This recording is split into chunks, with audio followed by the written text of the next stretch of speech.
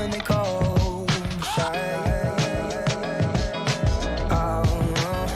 We're looking for a lonely, the world is sitting terrified. We're looking for the beauty appeared in the soul of this world. We're looking for a king. I think I found a king. I think I found a king, yeah. Over everything, put him over everything, yeah. 6 miles to a real Messiah, steady waiting for a king since Jeremiah, or really since he moved to China and the Carolinas, just to leave a brother speechless like his laryngitis. They barely write it in the book what it looks like, hooked on chasing bright lights on a foot hike, just to find something, or better someone, some young kid to do what we hit undone, and that's no walk in the park, cause they ain't hit a cherubim dropping the hearts. You wonder if the star won't stop in the dark. You wonder if you did the whole walk on a farce, and I can feel that too, trying to see it as he's leading me through. But keep your eyes on the star and you'll be dreaming it too, and keep the frankincense handy, you'll be needing it soon. He's got redeeming to do, yeah. We three kings with the diamond rings, bringing gifts coming from afar. Over the hills and moors and mountains, following yonder star. Born a king in Bethlehem, have you seen the one they call shy? We're looking for a lonely, the world is sitting terrified. We're looking for the beauty appeared in the soul of this world. We're looking for a king. I think I found a king. I think I found a king, yeah. Over everything, put him over everything, yeah, yeah. 3 kings, wise, rode all night. Oh, what a blessing is to be in your sight. Staring at the sun, your glory shines so bright. I can see the stars shining on you all night. One day, we've been waiting for this one day, yeah. And we've been hoping for a long time, yeah, that we knew you were coming someday. Oh, come on, so come on, come on. Praise the Savior, hear the angels sing the songs from the heavens that we know you came from. Was the lowest of the low, born in a manger, came to earth out of love so you can save us. 3 kings. 3 kings with the diamond rings, bringing gifts coming from afar. Over the hills and moors and mountains, following yonder star. Born a king in Bethlehem, have you seen the one they call shy? We're looking for a lonely, the world is sitting terrified. We're looking for the beauty appeared in the soul of this world. We're looking for a king. I think I found a king. Over everything, put him over everything. I think I found a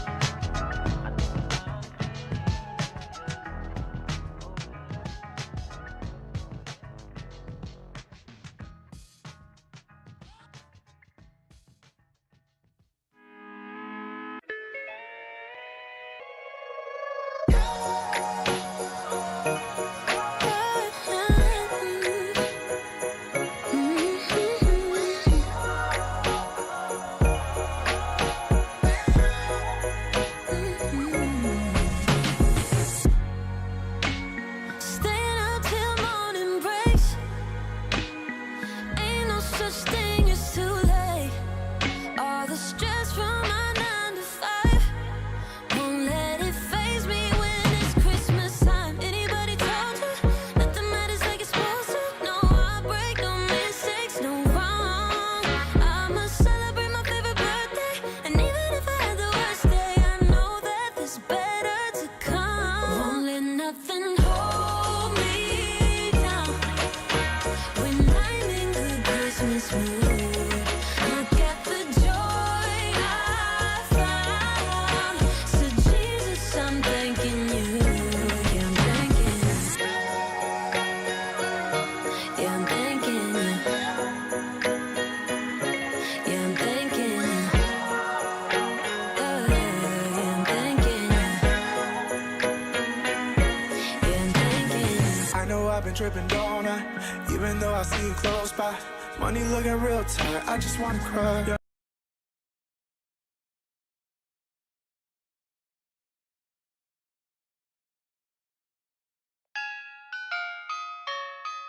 It's the advent of Cyber 2023, and we are on a mission to save Christmas. McGreedy, you are going down. I have the THM Army with me. Let's go. Yeah. I'ma pop a shell, but not what you think. Who am I root? Make it dead a leg sink. We are on a mission, we're here to save Christmas. McGreedy's going down, forget about the riches. Rumors gonna round, McSkitty's got snitches. It's an insider threat, and everyone's suspicious. Recon McRed is hunting down a witness. He says he needs our help, so power on your system. Get your black hoodie, boot up the attack box. Hackers come together and take command of the SOC. It's the THM Army, McGreedy will get caught from the 0x1 all the way up to the gods. And it is time. What is up, everyone? Welcome back to my live stream. My name is Tyler Ramsby. We are on a mission to save Christmas, and guys, McGreedy almost got me this evening. I kid you not, I got my kids down and I was just tired. I still am tired. And I was like, you know what? I'm just gonna lay down for a little bit, like just rest my eyes for a couple of minutes. Yo, I fell asleep. Thankfully, I set an alarm, and my alarm went off like 20 minutes ago, so I could get up, get all my streaming stuff turned on. But I almost missed a day of Advent of Cyber. I'm blaming McGreedy. He must have slept like sleeping medicine in my supper or something, because I was super tired. Still, I'm not completely clear, but we are here. We made it. I am here, and that is what matters. So we are going to dive into the task for today. We are at day 14 of Advent of Cyber, all about machine learning. Let me go ahead and share my screen, and let's dive into it. The little machine that wanted to learn. The CTO has made our toy pipeline go wrong. By infecting elves at key positions in the toy making process, he has poisoned the pipeline and caused the elves to make defective toys. McSkitty has started to combat the problem by placing control elves in the pipeline. These elves take measurements of the toys to try and narrow down the exact location of problematic elves in the pipeline by comparing the measurements of defective and perfect toys. However, this is an incredibly tedious and lengthy process, so he's looking to use machine learning to optimize it. What are our learning objectives today? Well, number one, what is machine learning? Number two, basic machine learning structures and algorithms. And finally, number three, using neural networks to predict defective toys. And I do want to make sure I'm not missing anything on the different platforms for chat. For those of you who might be new, we live stream this. I don't know why I say we. I'm the person talking, the person producing, the person doing all of it. I live stream this to 3 different platforms at the same time. So we are live right now on Twitch and LinkedIn and YouTube. So I just have to do my best to keep my eye on all the chat. If you do say something in the chat, I always look over at random times for pauses. So I'll try to catch what you're saying. Accessing the machine. I already started my VM here, have it in split screen. I'm going to pull this over here though, because it always annoys me. All right. Introduction. Over the last decade, there's been a massive boom in artificial intelligence and machine learning systems. Just in the last couple of years, the release of ChatGPT has taken the world by storm. However, how these systems actually work is often shrouded in mystery, leading to a lot of snake oil sales tactics. In this task, we will provide you the glimpse into the world of ML, or machine learning, to help demystify this incredibly interesting topic. We will create our very own neural network that can be used to detect defective toys. Zero to hero and AI. Before we can create our own AI, we need to learn some of the basics. First of all, let's discuss the two terms. The term AI is used in broad strokes out there in the world, often incorrectly. We have to be honest with ourselves. AI can't just be a bunch of if statements. A better term to use is machine learning.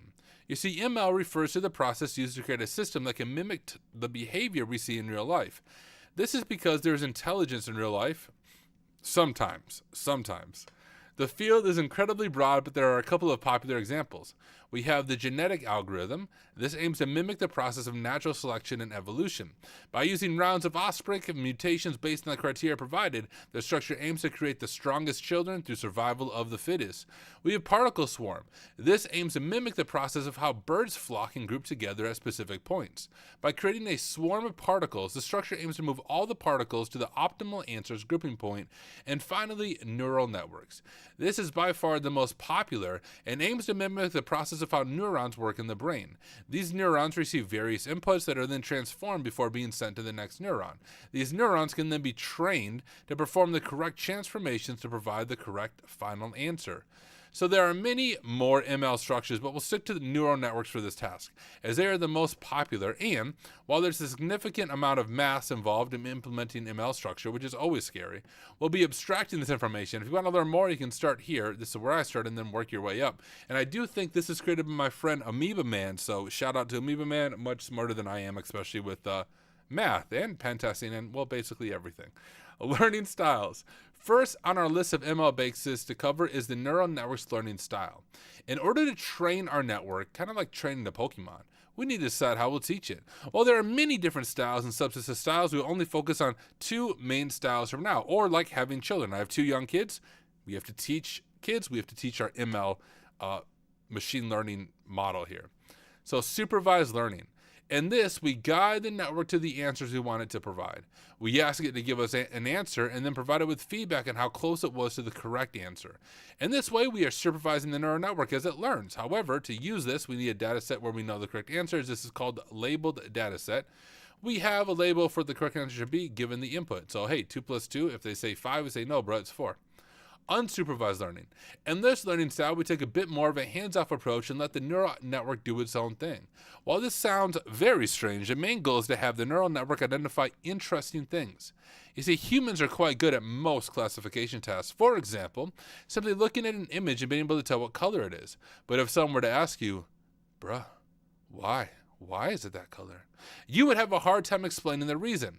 You see, humans can see up to 3 dimensions. I can see 4, obviously. Whereas neural networks have the ability to work in far greater dimensions to see patterns. Unsupervised learning is often used to allow neural networks to learn interesting features that humans can't comprehend that can be used for classification. A very popular example of this is the restricted Boltzmann machine. Have a look at these weird features. Unsupervised nonlinear feature learners based on a probabilistic model. All right, I already feel smarter. Yeah, this is exactly how I do math every day, guys. That makes perfect sense to me. I don't know about you guys, but yeah, I got you. I don't know why ChatGPT hasn't offered me a job yet. All right, basic structure. Next on our list of ML basics to learn is the basic structure of a neural network. Sticking to the very basics, thank you, Amoeba Man. A neural network consists of various different nodes or neurons that are connected as shown in the animation below. All right, so we got height, width, length, color scheme, maker alpha ID, checker alpha ID, and then these connect the hidden stuff right here that is processing the stuff, and then we have an output here. Hey, is it defective? Is it not? So as shown, we have 3 main layers. The input layer, that's this one right here. These nodes each receive a single data input, such as check alpha ID, maker alpha ID, color scheme, that is then passed on to the hidden layer. That's right there. This means that the number of nodes in this layer always matches the network's number of inputs or data parameters. For example, if our network takes the toy's length, width, and height, there will be 3 nodes in the input layer. Got you. Output layer. This is so this is the hidden, is that the output, the last one? This is the last layer of nodes in the neural network. These nodes send the output from the network once it has been received from the hidden layer. Therefore, the number of nodes in this layer will always be the same as the network's number of outputs. For example, if our network outputs whether or not the toy is defective, we will have 1 node in the output layer for, that last one is a node. Got it. For either defective or not defective. We could also do it with 2 nodes, but we won't go into that there. And finally, the hidden layer.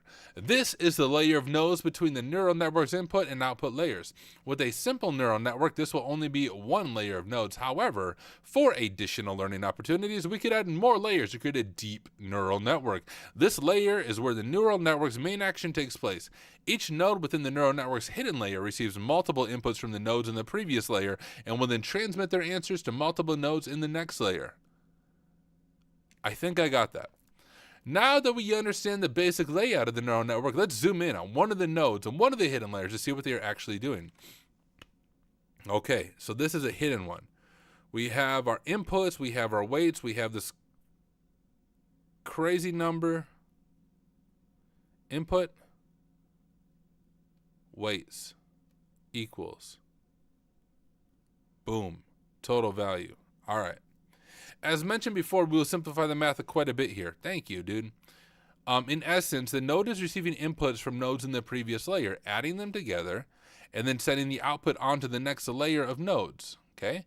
There is, however, a little more detail in this step that's important to note. Number one, inputs are not directly added. Instead, they are multiplied by a weight value first. This helps the neural network decide which input should contribute more to the output than others. Number two, the outputs or the addition to output is not directly transmitted out. The addition to, okay.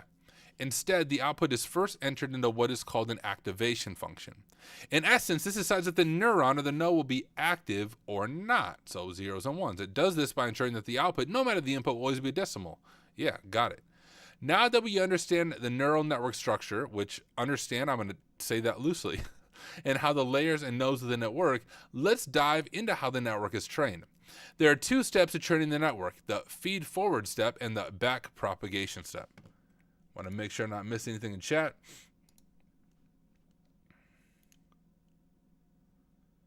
Lisa said, I don't have Twitch. I'm super excited to see this on LinkedIn. Yeah, awesome. Well, I'm glad you're able to join there. That's the fun thing about streaming to all the different platforms.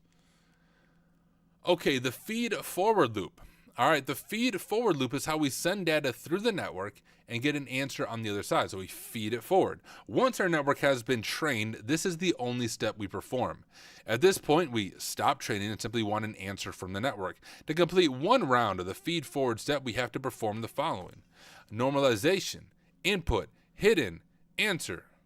So we normalize all the inputs to allow our neural networks to decide which inputs are most important.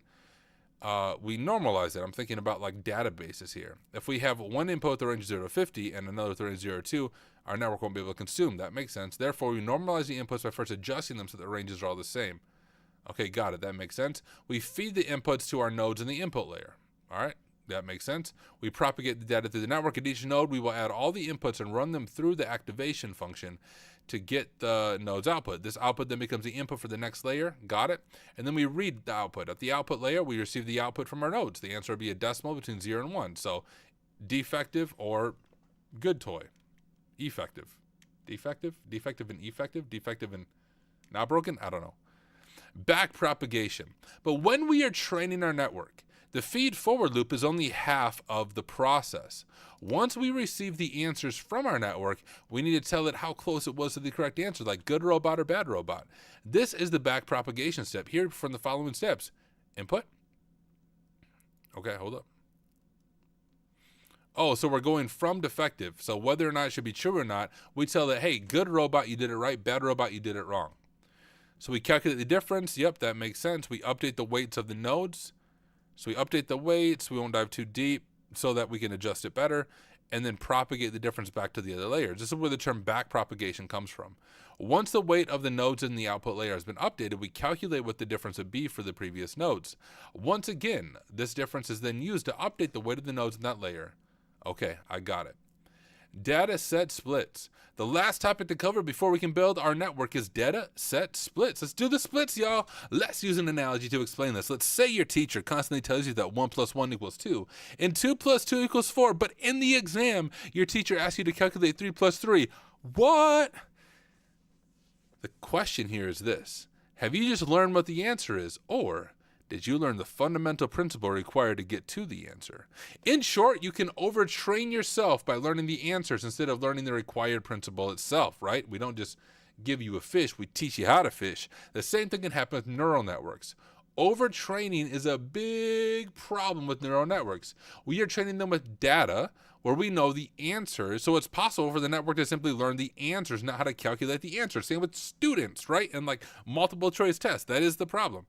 To combat this, we need to validate that our neural network is learning the process and not just the answers. Same with when you do Hack the Box or Try Hack Me.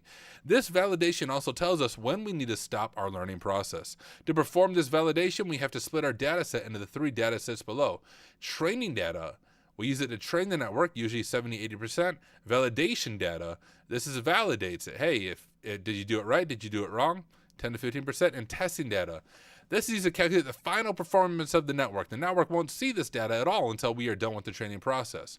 Once training is complete, we send to the testing data set to determine the performance of our network. Usually this is about 10-15% of the original thing. Word. Let's build one. Now that we've covered the topics, we are ready to build our very own neural network. Start the machine in the top right corner. Done. I will show on split screen after 2 minutes. Done. You can find the files that you will be working with on the desktop in the neural network folder. You are provided with the following files. All right. Let's check this out. We have detector.py. We have testing dataset.csv and training dataset.csv. Beautiful. So this is the script where we'll build our network. Some have been completed for us. This is our training data set. In this data set, the elves have not only captured the measurement of the toys, but also whether the toy was defective or not. We will use this data set to train, validate, and test our neural network model. And I found a typo. Data set. This is your testing data set. In this data set, the elves have only captured the measurements of the toys. Due to the sheer volume of the toy pipeline, they were unable to determine if the toy is defective or not. Once we have trained our neural network, we'll predict which of the entries in the file are defective toys from Xkitty to remove from the pipeline. Okay.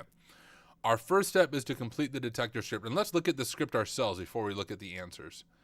We have Pluma. Okay, cool. Pluma works. Actually, yeah, it looks kind of ugly, doesn't it? Can I change the color scheme of Pluma?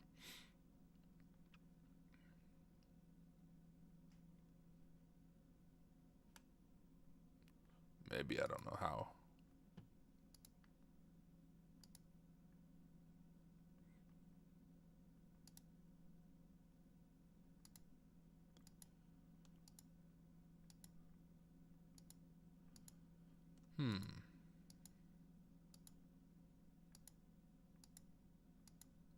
I'm going to spend half my time just picking the color scheme I want. I like this one. Okay, and is word wrap on by default? I don't know. We'll just keep it this. Hopefully you guys can see it okay. Want to make sure my face isn't in the way. I don't think it is. All right, so these are the imports that we need for our neural network. So we're importing NumPy as MP, so just a standard Python library. And so we don't have to type NumPy every time we call it. We're just going to call it MP. Pandas, which we learned about Pandas in like the first, second, or third day, I don't remember which day, is a machine learning library that also allows for reading and formatting data structures. Remember, we used that when we were doing, blanking on what it was, but the Python journal stuff. Let's see, this will be used to split our data. So from sklearn, model selection, import, train, test, split. This is used to normalize our data. This is used to encode our text. And this is our multi-layer. Got it. These are the color labels that we will convert to integers. So our colors, and we're setting them here, red, blue, green, yellow, pink, purple, orange. Got it? Oh yeah, Z's right, Jupyter Notebooks. That's the word I'm blanking on. Read the training and test data. So we're setting the training data variable, and then we're doing our standard read on it. And we're going to read from this file, the training data set CSV, and then we're just getting the top of it. Testing data, read that, getting the top. The neural network cannot take strings as input, therefore we will encode the strings as integers. So we have our encoder, label encoder, so we have a function here. Encoder.fit training data color scheme, and that's from up there. And training data color scheme, encoder train. So this is where we're converting it to integers. Okay, got it. Read our training data from the CSV file. First, we'd read the data we will train on. All right, so we're reading from our training data, and we're getting the columns. It looks like height, width, length, color scheme, maker elf ID, and checker elf ID. Now we read the labels of our training data.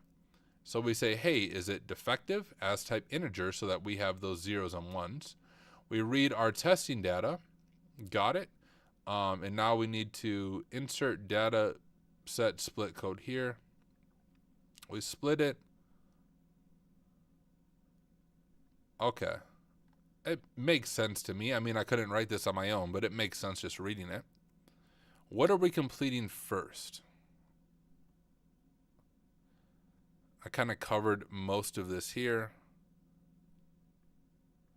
So create the data set. First, we need to create the data sets. In our case, we will use an 80-20 split. We will combine our validation and testing data sets as we will use the completely new data for our testing data set. To do this, we have to add the following line in our code after the insert data split code here. Okay. So we are defining these. This will split our training data set into two. Xtrain contains the training data. Xvalidate. Did we set that up here? Did I just miss it? Oh no, we're defining these variables here, it would appear. Train X. I'm going to type it out, so there's a really good chance I'm going to have a typo, and I'm going to screw it up. And when that is the case, I'll go back and copy and paste. But I think it's good, guys, not to copy and paste, like force yourself to type it, because it makes you think about what you're actually doing. Train, test, split, X, Y, and test size equals 0.2. Okay, it looks right to me. This will split our training data set into two. Xtrain contains the training data. Oh, I need a capital X here.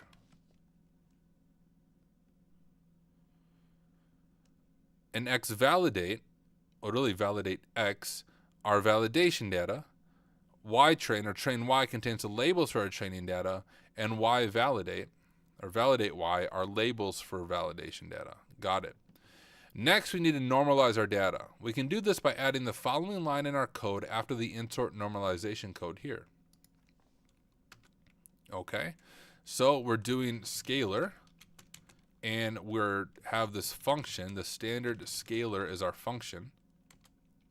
And they're running scalar.fit on our train X data from above. And now that we have scaled that, normalized it essentially, we can do train equals X scalar transform train X again. So we're just we're normalizing these so the computer is able to process them, or a machine learning model, whatever. Validate equals X scalar transform validate X test X scalar transform test X. As you can see from the lines of code, we cannot cheat by determining the normalization in either the validation or test data sets. The normalization vector is only created from the train data, which is then applied to all three data sets. Okay, training the neural network. Finally, we can train our neural network. First, we will create our classifier with the following code after the insert classifier code here. So CLF, that must mean classifier, I suppose, equals MLP classifier. So we have this function here. Solver equals LBFGS. Hopefully it explains this. Alpha equals 1e minus 5. Jeez. Hidden layer sizes, which we at least understand what that is, right? 15, 2. Max iteration equals 1. Okay, let's understand this a little bit. You can find more information here.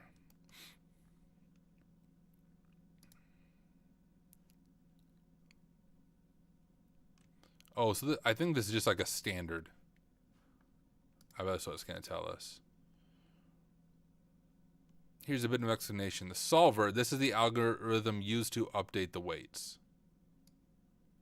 This is a classic backpropagation algorithm. So remember, we're learning. So backpropagation coming from the answer telling it, hey, you're right here, you're wrong here.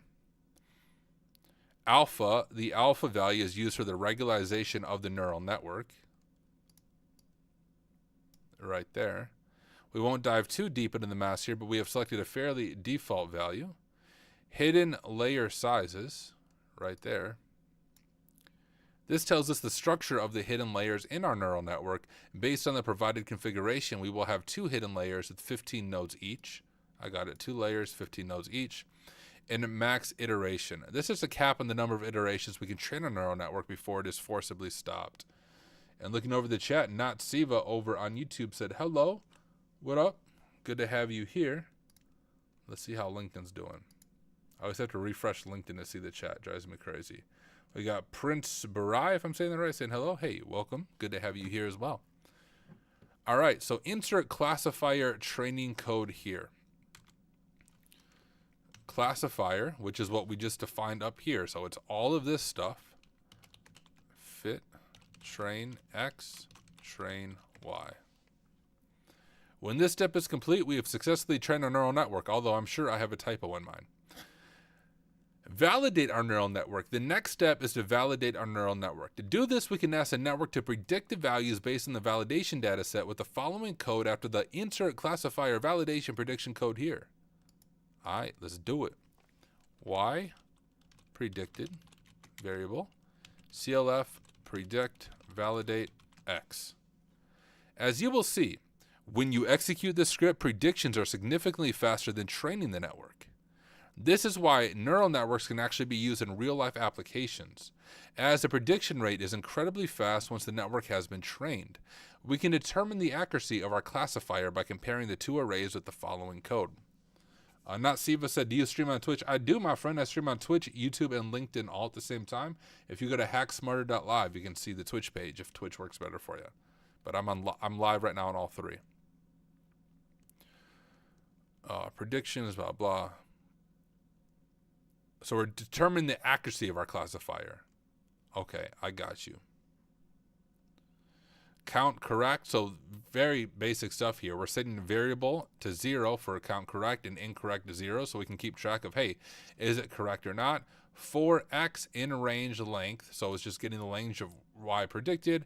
If it is correct, essentially add 1 to the correct, else add 1 to the incorrect. So we're training it and saying, hey, here's how many are correct, here's how many is not correct. Okay, I got you. Do I need to do that? Oh, yeah.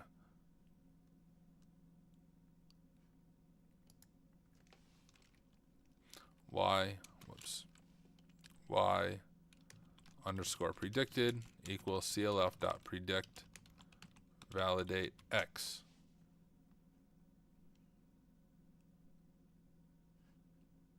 Oh wait, no, I already did that. I'm getting myself confused. We're not to this part yet. Saving the poison toy pipeline. Finally, as a last step, we can now ask our neural network to make predictions on the testing data that was not labeled by the elves with the following code. That's what I'm looking for right here. So this, the one data, the elves said, yes, this is a correct toy, this is a wrong toy. This is the data they don't know about. So we need to have our machine learning model do that for the elves to save them time so that all the children get presents on Christmas and adults. That's it. We're finally ready to train and run our network. Make sure you save it. Control S is what I just did. And let's try to run our network.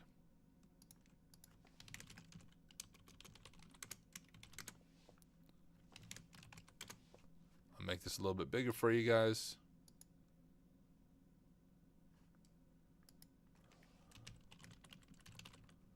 I'll drop it in the chat for you right now, Nasiba.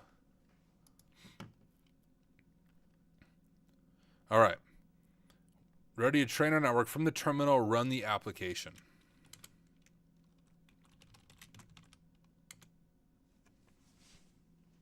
Here's where we see how many typos I have.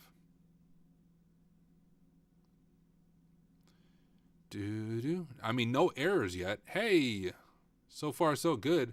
We have a sample of our data, defective, sample of our data after normalization, defective, starting to train our neural network.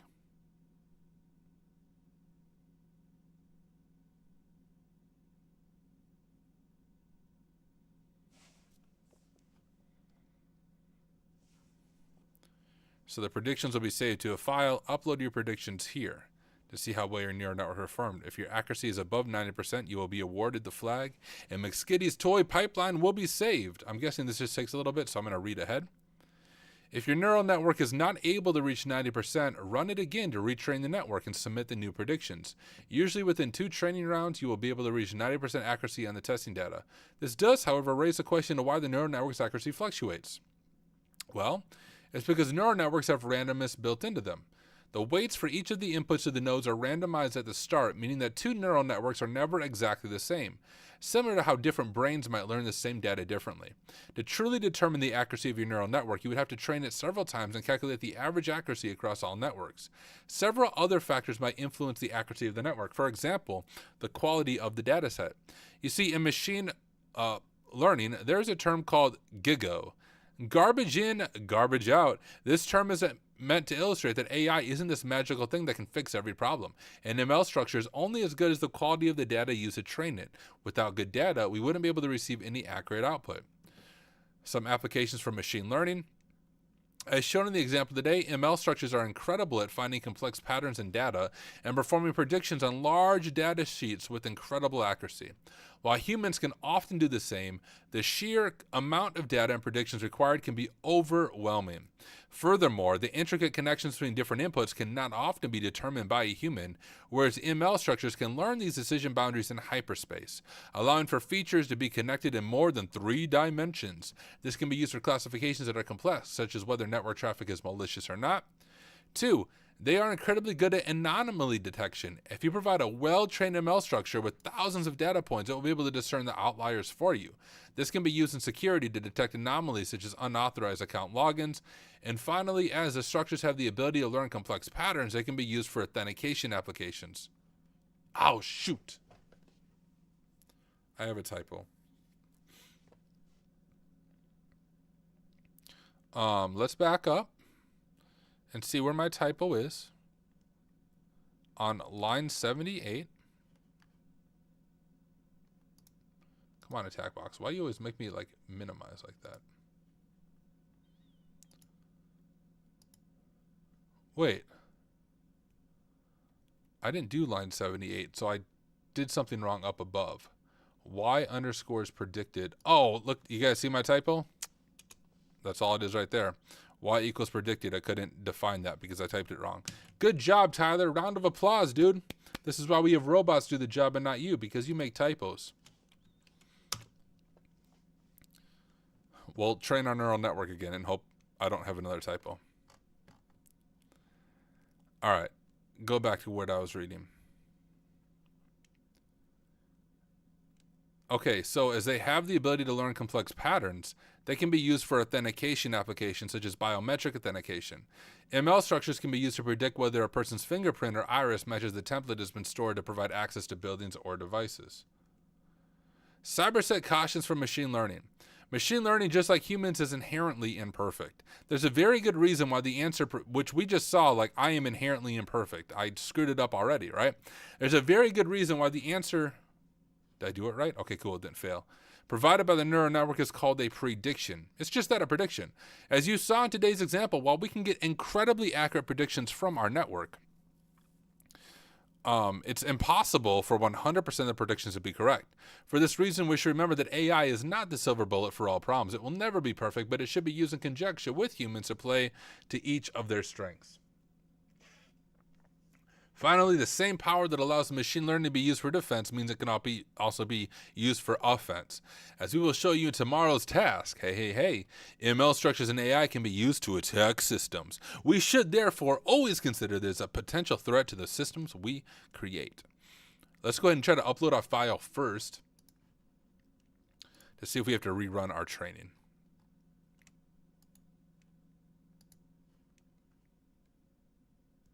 Waiting for Firefox. Hey, there we go. Oh, it brought us right to it.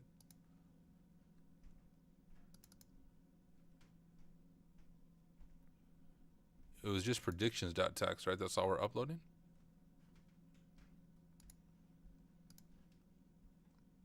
I got the flag. 91% accuracy.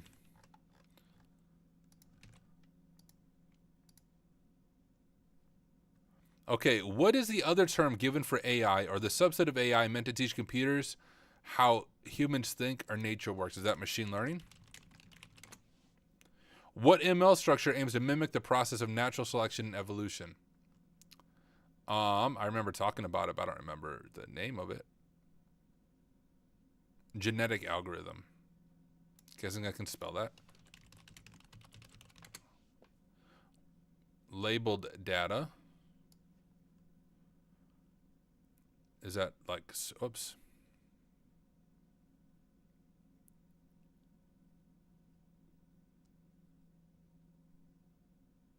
Where was that?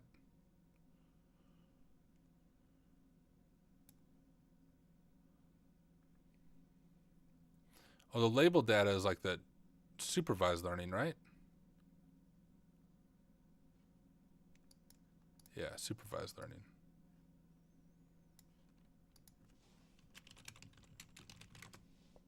What is the name of the layer between the input and output? That's the hidden layer.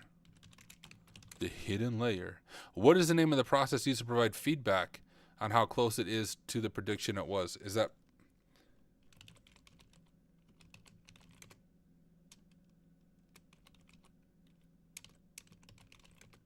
I'm probably spelling that wrong, guys. I don't know how to spell propagation. I think that's back propagation, though.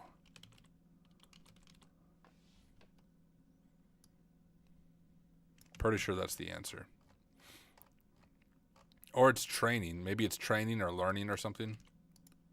Oh yeah, I was right. Back propagation. Okay, cool. And how did what if I upload some crazy files to this, guys?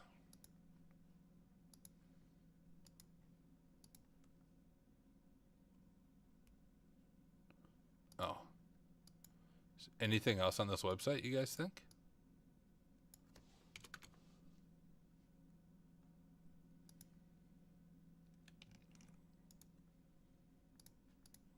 Let's play around with this website for a second, just for fun.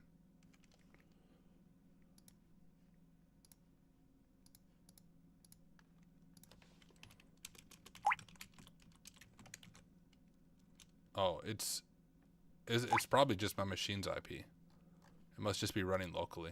Never mind, nothing probably to play around with then.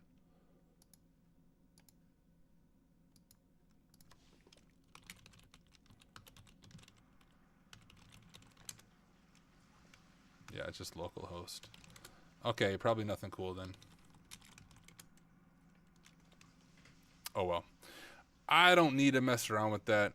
We have, though, completed day... I don't even know what day it is, guys. Is it day 14? All right, beautiful. Day 14, I am at a 24-day streak on Try Hack Me, which is crazy. Longest streak, guys, I've ever had. Let me make sure I'm not missing anything on chat before I sign off for the evening. Prince said, I don't understand what this code do, like words it used. Can you give a summary of it? Well, this is completely free. So actually, I would encourage you to go through day 14 of Advent of Cyber to explain it better than I can. But it's a machine learning model, so we can predict whether toys are defective or not. We have training and learning and stuff built into it. But all right. That's it, folks. That's going to be everything for day 14. So thank you again for taking the time to hang out with me to learn together. As usual, I will be back tomorrow night, same place, same time, 8 p.m. Central Standard Time, and we will dive into day 15. So thank you for being here. I will catch y'all in the next one. Peace.